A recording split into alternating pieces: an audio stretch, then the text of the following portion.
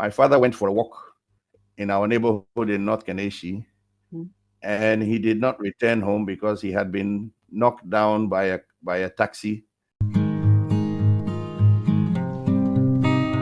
Hi, welcome back to the channel. Thank you for tuning in. It's been a while, but I am back with yet another insightful conversation with a healthcare professional in the diaspora. If you are new to this channel, it's all about giving back to Africa in the areas of healthcare and education. My guest tonight is somebody that I met, oh God, how many years ago? 19 years Yeah, ago. 19, almost 20 years. 1918.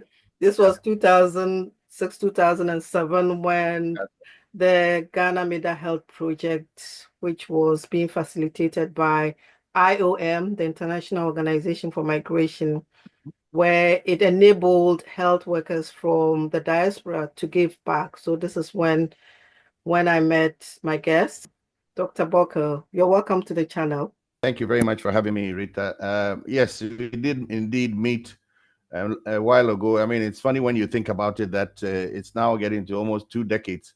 And we can look back on some of the changes of the things we were involved in then and what has happened in the continent of Africa, in Ghana. It's been a journey, and yeah, I'm very happy, and thank you for inviting me. Tell us where were you trained Mhm. and how long have you been a doctor for and your specialty?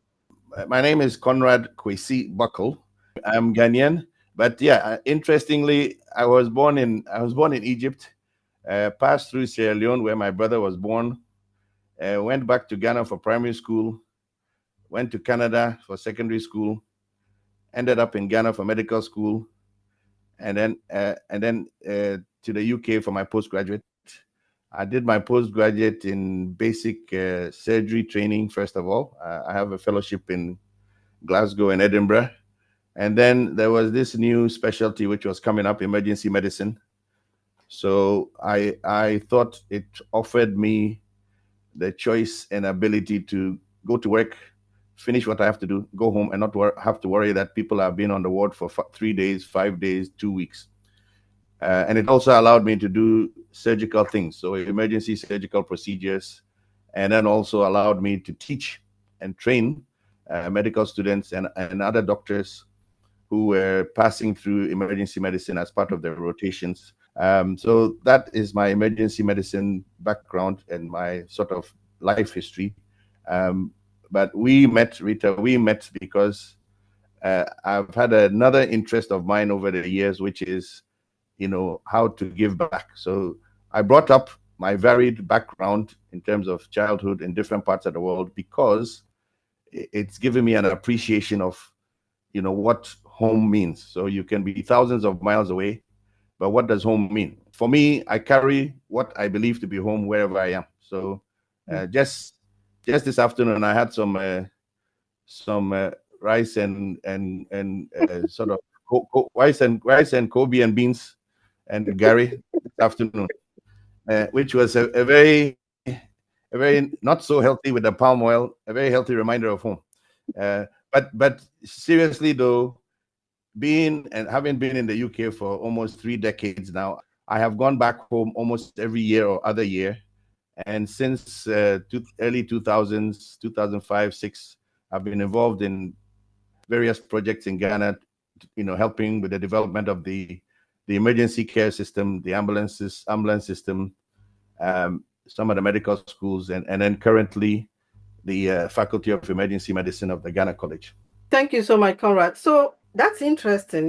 I never knew that you had, different homes, different Yes. countries of schooling. So, it's good having these conversations. You've been in the UK for over 3 decades, is that right? Yeah. I know that you've talked about the fact that you've done a lot of, in terms of your career or profession here and back home in Ghana, but what would you say has been the greatest achievement that you can talk about? A constant satisfaction is the joy that I get from sharing what I know to my colleagues back in Ghana. I've also being involved with the formation of the African Federation for Emergency Medicine. I collaborated with South African colleagues, Tanzanians, Kenyans. In fact, I may be meeting with a Kenyan colleague of mine this summer. And it's a joy, the people side of it, meeting people from different parts of Ghana, different parts of Africa. As far as achievements, one that comes close to home is that my own mother had a fall and broke her leg, her femur, which is one of the biggest bones in the body. Yeah. And call was made to the ambulance. An ambulance arrived. She was properly secured and put in the ambulance to Kolebu Teaching Hospital. She had emergency resuscitation, fluid resuscitation and pain relief. She went to the ward. She was stabilized, and then she was transferred to an orthopedic facility where they did a brilliant job reconstructing her leg. And she's now able to walk. She's 83, able to walk with the aid of a walking stick, nothing more. And 20 years ago, uh, you know, before I started some of the work I did with the MIDA and the Christian Health Association Ghana, the ambulance service, there wasn't an ambulance service to call. Uh, the people in the clinics, some might know a bit of, first aid or structured advanced life support and resuscitation. And now, I've contributed in a small way to the Faculty of Emergency Medicine being set up, and then all the senior colleagues who have come through, the fellows now. We have about 14, 15, with a few more to come. And we are now training. So initially, there were American colleagues from University of Utah and Michigan. And a few years ago, they were able to hand over so that our Ghanaian trained specialists are training new Ghanaian emergency specialists. So that, to me, to go full circle and the emergency care system actually respond to my mother's potentially life-threatening injury was very, very humbling and very satisfying. Yeah, I can imagine. And this is something that I always say that, as diasporans, Yeah, we have family back home, our parents, our exactly. siblings, our children's Exactly. grandparents, extended Yeah, family members. You never know who will need, urgent yeah, care or whatever care it is. And so your contribution, exactly, whichever exactly. field that you are in, it Yeah. behoves on us to give back Mhm. and make Mhm. things better back home. Wow. So Yeah. you were in the UK, you were here 30 years living your life, and at some point you made a decision that you want to give back. So what inspired you Yes. then? I don't know how many years ago. Was it during the MEDA time or before then? It was before, but at the time that, well, I wouldn't say I was forced to. I mean, I've always been, Hmm. my father was a teacher before he went into civil service. My grandfather was a teacher. I did 1 year of, national service teaching. Hmm. So that's just a natural baseline. But in 1996, before any ambulance service, any emergency system, my father went for a walk in our neighborhood in North Kaneshi, Hmm. and he did not return home because he had been knocked down by a taxi Whoa. and taken eventually, after multiple stops, taken to Kolebu Teaching Hospital, where unfortunately, apparently he was put somewhere because he was unknown. And then he died, and we had to search different places to find him. So ironically, I had just been accepted into an emergency medicine training program. So I spent the next, 4 or 5 years of my training waiting to be awarded my full specialist certificate so that I could see what I could do to help develop emergency care in Ghana and other countries similar. So yeah, it's a sad story in some respects, but a motivational one because, like I said, if the emergency care system wasn't, at least existing or better than it was back then, I could have also lost my mother. You never know what you do or what you impart or what you share will Yeah, benefit even you yourself. yeah, I was trying, and I continue to try to make the system better so that other people's, siblings, aunties, grandfathers, brothers, do not die for the sake of simple, basic, Yeah. emergency care in the system. So that was my motivation. In the same way, people are motivated because a relative has cancer Yeah. or a relative has, some Yeah. other this thing. So, Yeah. I don't look at it with sadness, but it would have been nice for my father to be around for Yeah. me when I was fully qualified as a specialist. Yeah. But at least some of it trickled down to my mother. So I'm Yeah. very I'm very happy for that. Yeah. Out of a sad situation has come something positive. So yeah, that's great. Yes, yeah, yeah, yeah. So the project, I know you've mentioned, you've touched on bits of what you were doing. So you've done some work with the National Ambulance Service in terms of setting up emergency services as well. But what would you say the impact was or has been? And who were the partners that you worked with in Ghana, and were there any Okay. challenges? Yeah, so I came across the International Organization for Migration, I think Migration for Development in Africa, the Yeah. MIDA IOM project. Mm-hmm. And I thought it was interesting because they asked about people's backgrounds, what skills they had, you know, their availability. And then I thought to myself, I'm going to apply and then see if I can contribute. So I did so, and I was taken on board with assignments with the Christian Health Association of Ghana. I remember we did a tour of some minor outposts such as Mankesim, Asinfosu, Apam. Um, I went with a colleague of mine called Dr. Wilfred Addo, who was an orthopedic surgeon based at St. Joseph's in Koforidua. So the two of us, went around in one of the first major projects, and we did some teaching and training. We did some auditing of what were then emergency rooms. So because emergency care wasn't structured, most health facilities just had, maybe a room, Mm-hmm. possibly a little bit more than the size of a big living room, and that was the receiving area with no particular structure. So we went with available sort of WHO guidelines and checklists, and did an analysis, wrote a report, made some recommendations, and a number of them were taken up on board by the Christian Health Association (CHAG), uh, and I think, yeah, and then subsequently I did another project with sponsored by MIDA in Tamale Hospital in the north some years later. But yeah, the beneficiaries were the nurses that we spoke to. In fact, we also held sessions sometimes with members of the public just to explain what we were doing. Speaking to taxi drivers, for example, is always very interesting. And because we didn't have an ambulance service at the time, it was the normal practice that if something happens, people will run outside and shout for help, and call the nearest available means of transport, which would usually be a taxi, to help transport their loved one or friend to the hospital.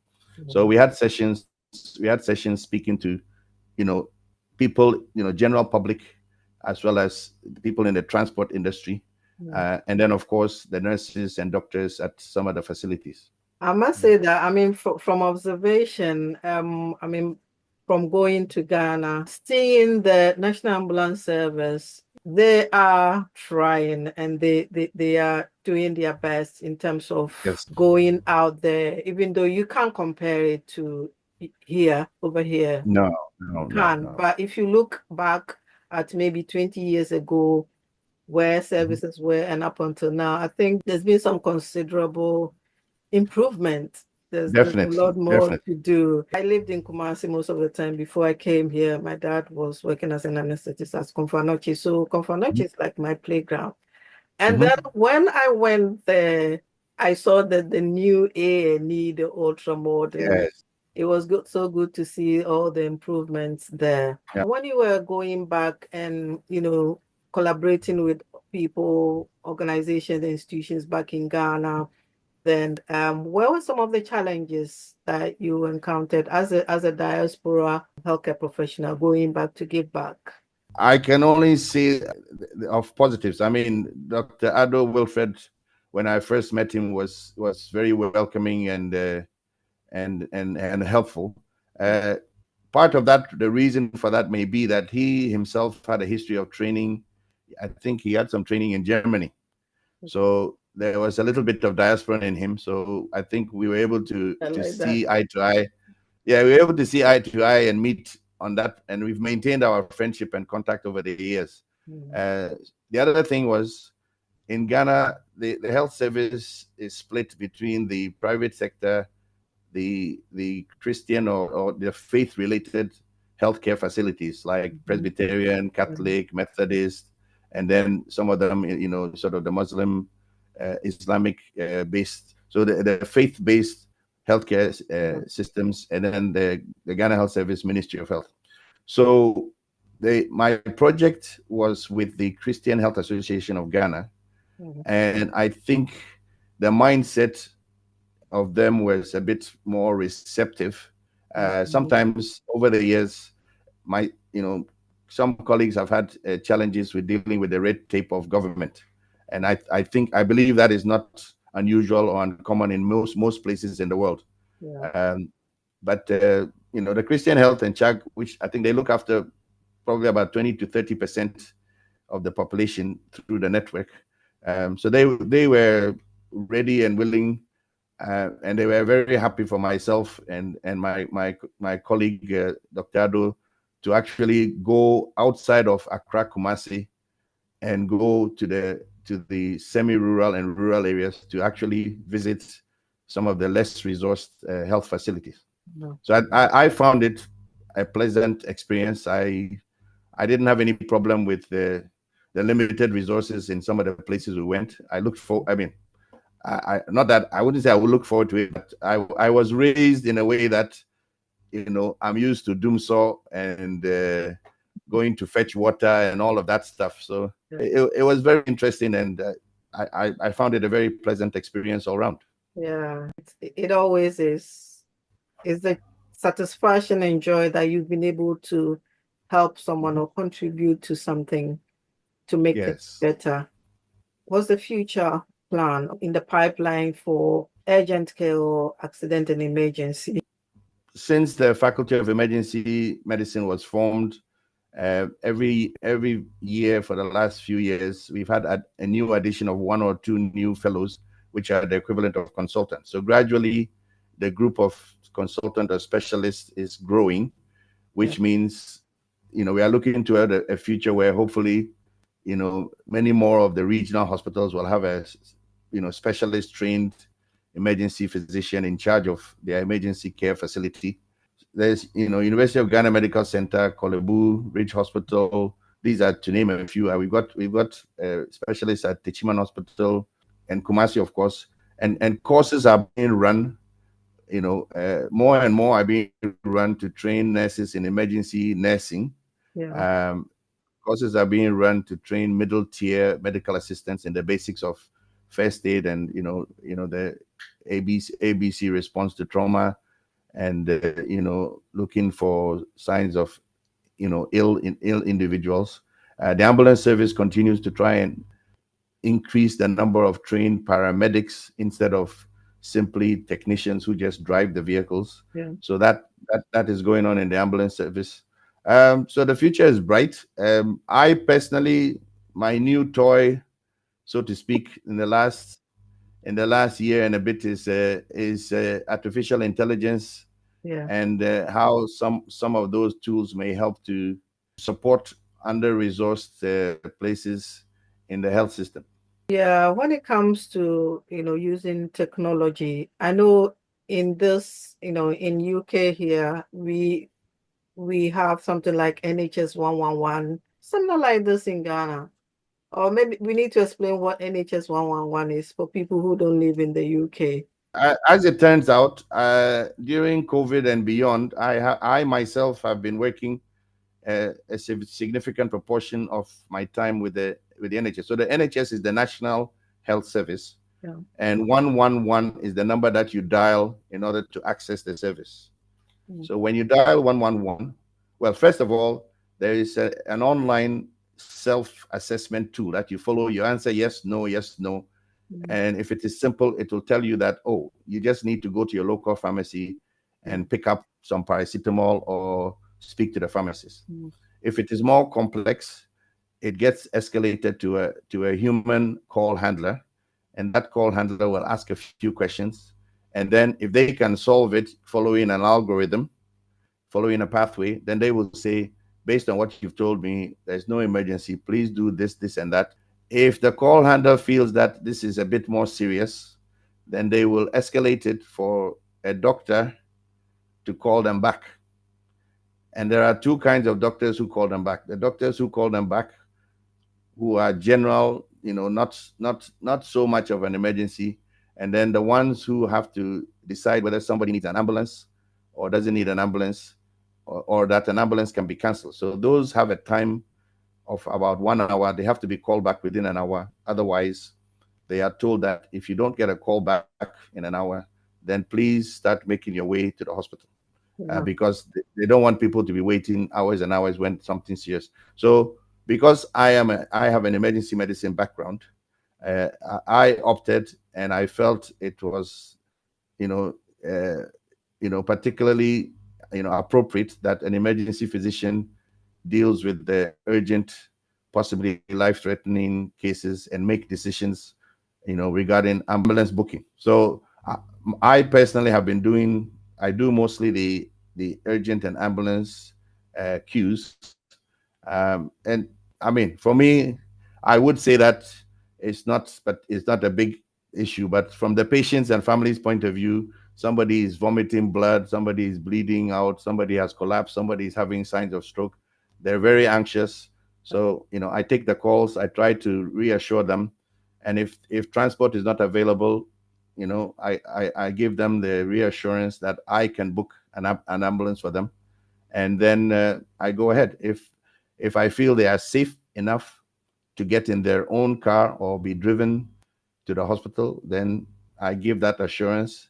So that in itself is is quite satisfying, because it's a one-on-one with the patient or the carers, Oh, and you don't have the additional, pressure of noise in the background and being pulled two different ways, because yeah. uh, because because when I'm sitting in front of the computer, it's just me. There's nobody around.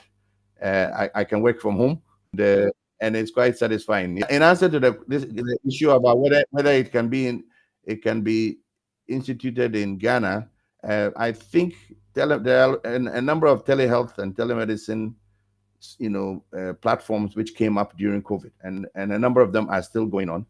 Yeah.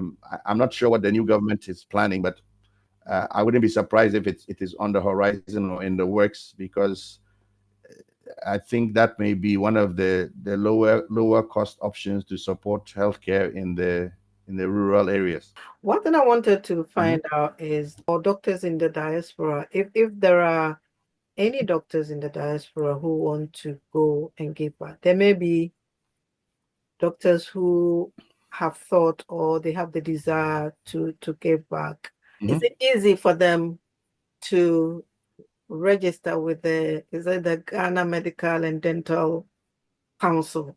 Over the last few years, there have been discussions back and forth, and in 2023, a memorandum of understanding was agreed with the American Dental Council and the Ghana Physicians and Surgeons Foundation in North America, the US and Canada, and that memorandum of understanding basically said that members of that foundation who wish to practice or contribute to the training of healthcare professionals in Ghana uh, could apply for the registration, and there would be certain concessions, including the fees that were paid, the processing time of the registrations, and then this same a memorandum of understanding was basically mirrored last year October, the same agreement with the Ghanaian Doctors and Dentists Association.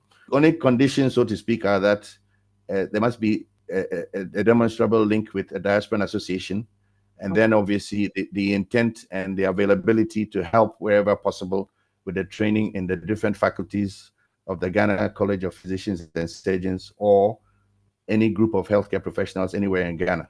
So any doctor who has the desire, can contact in North America, the Ghanaian Physicians and Surgeons Foundation, and in the UK, the Ghanaian Doctors and Dentists UK. And then it's just a simple matter of going. If you go online to their website of the Medical and Dental Council, the relevant documentation forms are there. They need to be filled out, and then it's just a question of touching base with the Diaspora Association, GDDA UK in this case, and then a cover letter is added, and then they will process it. So it's quite straightforward. It is recognized that there has been a historical deficiency or under resourcing of particularly senior and trained specialists, doctors and dentists and nurses, etc. So it doesn't make sense to be obstructive when the system is deficient. What is your message to the African diaspora, especially healthcare professionals? Nobody can restrict a human being from going where they need to go for their to fulfill their dreams, or to meet the requirements for what they want to specialize in, or what they want to do, for their personal professional development, for their family requirements, etc. But all that I would plead is that when I gave my introduction about right from birth being in different parts of the world, it was with a purpose, because as I said, I probably have spent more time outside of Ghana than inside Ghana, but I consider myself Ghanaian, and with respect to my home, or home, that is home.